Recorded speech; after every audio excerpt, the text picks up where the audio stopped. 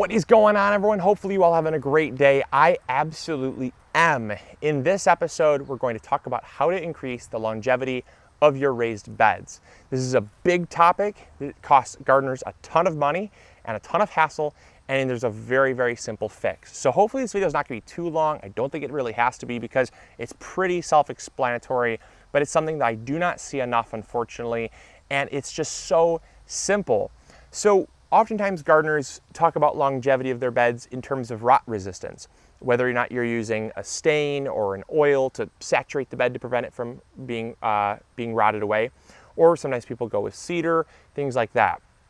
In this episode, we're not talking about the rot resistance of wood, because in most cases, even with an untreated bed like ours, the average life expectancy for this wood here before it gets rotted out completely is around 8 to 10 years.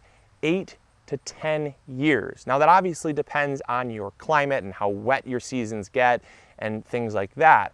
But here in Michigan, an average raised bed without any treatment whatsoever, just regular construction grade lumber, as cheap as it gets, should be around 8 to 10 years. And that's really incredible given the fact that cedar lasts around 30 to 40, but costs around 12 times more than regular untreated lumber. So you get what I'm saying. So these last about 3 times less than cedar, but cost 12 times less. So it's not proportionate. That's why I never recommend going with cedar.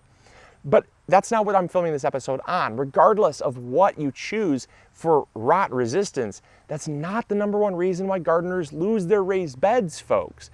The number one reason why people lose their raised beds is because they don't, maybe they don't think about it, or they forget that when winter comes, all of the soil inside of your raised bed is saturated with water, whether it's from you watering, fall rains, winter, snow melting and saturating down into the soil and refreezing.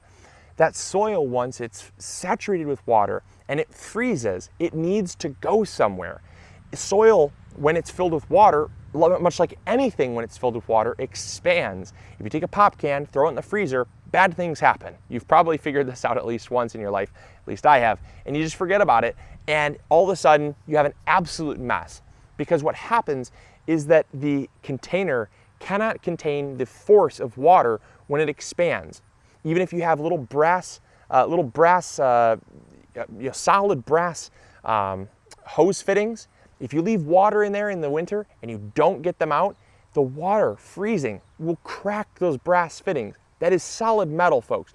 Freezing water is extremely powerful. And what you want to do in your raised beds is to eliminate the force that the freezing water has on the corners of your beds. That's where most gardeners will lose their raised beds. In the summertime, they look great.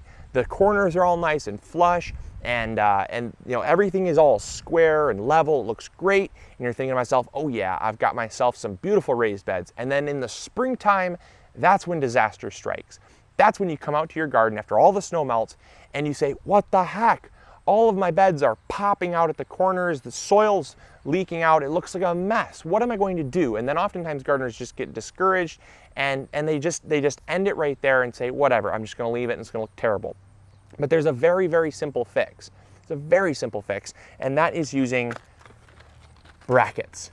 It's using brackets, folks. Brackets are super inexpensive compared to the amount of time and hassle they will save you on your raised beds. These two brackets, with this set of brackets here comes, this is a 4-inch flat corner bracket, and this will run you about $5 or so, but there are 4 flat corner brackets, meaning only one pack is all you need to do a whole raised bed.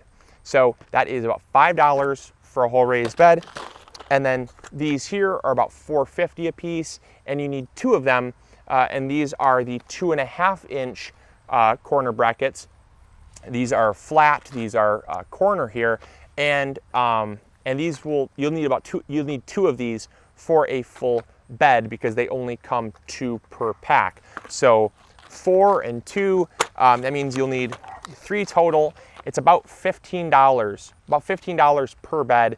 And so we have 12 beds, and we're putting them on every single one of our beds, because instead of getting about 3 to 4 years of longevity, you're going, or sometimes even less in some cases. We've had some beds we've lost in a matter of a year, which really stinks when you put that much effort into them. But usually around 3 to 4 years before the beds completely pop apart and start falling apart. Or with this simple trick, you can manage to get around 7 to 8 years, even more. Again, the longevity of these beds is around 8 to 10. So you could get at least 10 years out of your beds, but conservatively, you're probably going to get maybe around 7 to 8 years or so using this trick here, and it's well worth it. So what we've simply gone and done, we've taken the 2.5-inch bracket. We do find that the 2.5-inch bracket works the best because it's long enough to stretch across both boards in the corner. Anything less, it really is kind of struggling. So the 2.5-inch corner bracket goes on the corner joint of the raised bed, and then we attach it with the screws that are provided.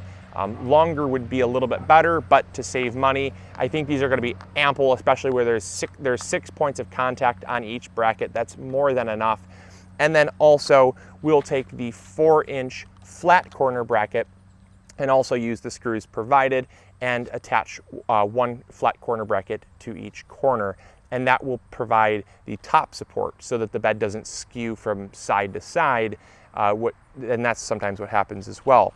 And combined, when you put both of these together, that is going to provide ample support on the corners to prevent the corners from popping out.